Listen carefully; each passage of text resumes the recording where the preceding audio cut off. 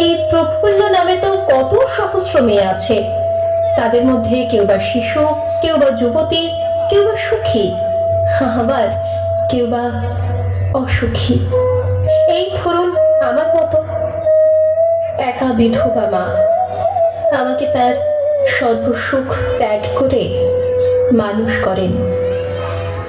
বিবাহযোগ্যা হলাম আমি, আর পাত্র বিশাল জমিদার হরবল্লভ মশাইয়ের পুত্র।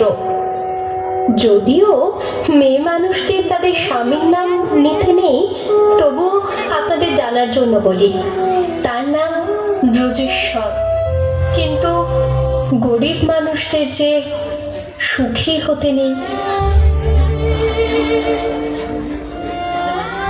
এটাই তো বিধাতার লিখন। প্রতিবেশীদের কুমন্ত্রণায় আমার মা হলেন চরিত্রহীন জমিদারের কাছে। বিয়ের রাতেই পাকল গন্ডগোল। আমার শ্বশুর পরিত্যাগ করলেন আমায় নানা কুকথা বলে।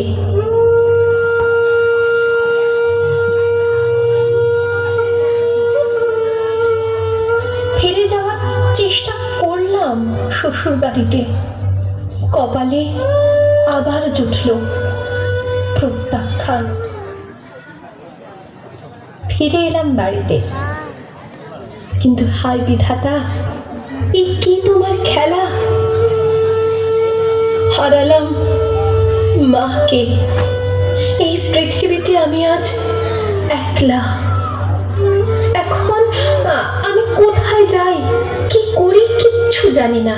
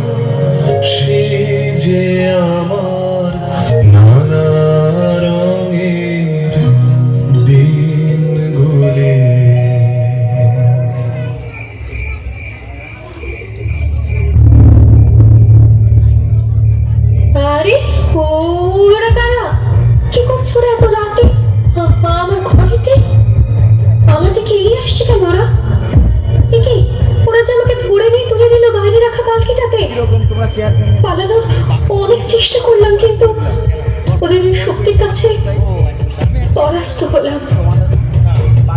শুনলাম কোন জমিদারের হাতে তুলে দেবে আমাকে তার ভোগের জন্য। চোখে নেমে এলো অন্ধকার, পালকি চলল অন্ধকার জঙ্গলের পথ ধরে।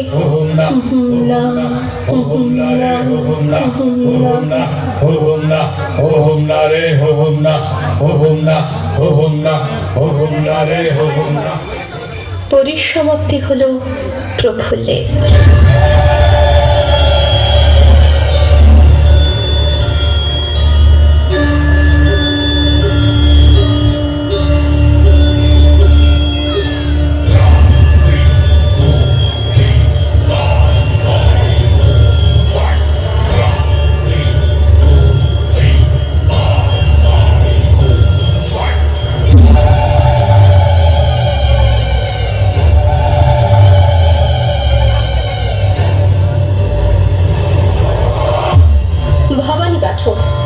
আমার ঈশ্বর উদ্ধার করলেন আমাকে ওই জমিদার বাহিনীর হাত থেকে।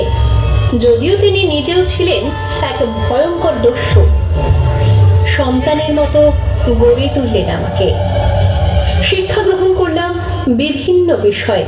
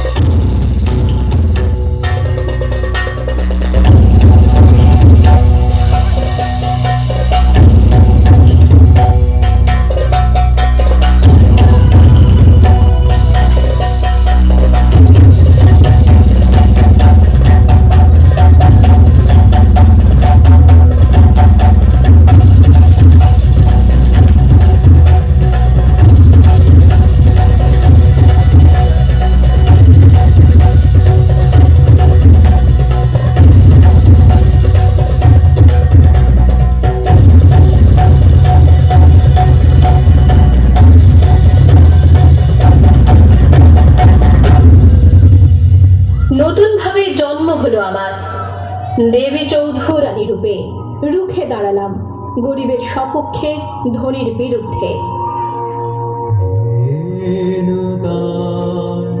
দেখা দে কারবার জন্মের প্রথম শুভ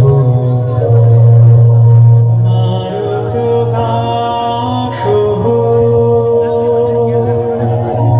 কোহেলি কাপড়ে উদ্ঘাটন সূর্যের মতো। আজ আমি দেবী চৌধুরানী। আজ সবাই আমাকে সম্মান করে ভবানী পাঠকের আশীর্বাদ ধন্য বলে। গুরু বিজয়ের কেতন উড়াও হে শূন্যে, উড়াও উড়াও হে প্রবল প্রাণ ভুলিয়ে ধন্য করো করুণার পুণ্যে ধন্য করো হে প্রবল প্রাণ। কিন্তু আজও ঘরের অন্ধকার কোণে কেঁদে চলেছে আমার মতো বহু প্রফুল্ল।